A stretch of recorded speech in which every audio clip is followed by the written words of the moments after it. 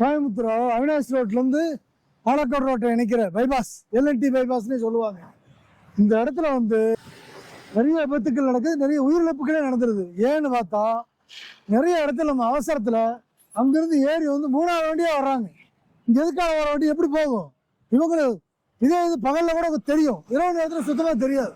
அது ஹெல்பிங் போட்டு வருவாங்க. எங்கே வண்டி போகுது, எந்த தூரத்தில் வருது, எவ்வளோ தூரத்தில் வருது, எதுவுமே தெரியாது. நிறைய விபத்துக்கள் பாருங்க. இந்த மாதிரி இடங்கள்ல 2 வண்டி, இந்த பக்கம் ஒரு வண்டி, அந்த பக்கம் ஒரு வண்டி, 2 வண்டி தான் போக முடியும் இந்த சாலைகள்ல எல்லா பக்கமுமே. அதனால அவசரப்பட்டு முந்தாதீங்க. பாருங்க, இடது பக்கமா போங்க தம்பி. தம்பி ஹலோ, இடது பக்கமா உள்ள போங்க, வண்டி வந்து அடிச்சிடும். இடது பக்கமா போங்க, இடது பக்கமாவே போங்க.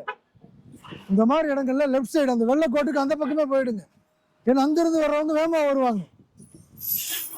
தம்பி முந்த வேண்டாம், இடது பக்கமே போங்க.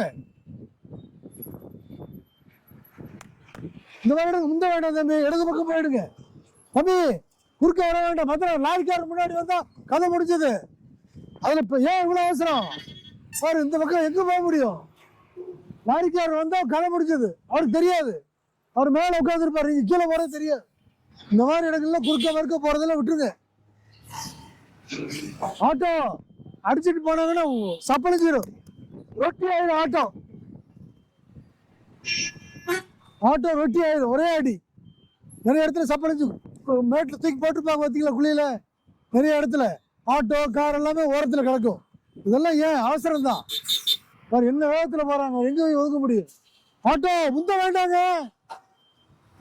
அடிச்சு தூக்கி வீசிட்டு போயிடுவாங்க. ஆமா, இதுதான் விபத்துக்கு காரணமே இதுதான். இந்த மாதிரி சாலைகள்ல அவசரத்திலையும் அலட்சியத்திலையும் முந்துறதுனாலதான் நிறைய விபத்துக்கள் நடக்குது. எச்சரிக்கையா போனீங்கன்னா பாதுகாப்பா போய் வீட்டுக்கும் போகலாம். நீங்க செய்யற தொழிலும் நல்லா இருக்கும்.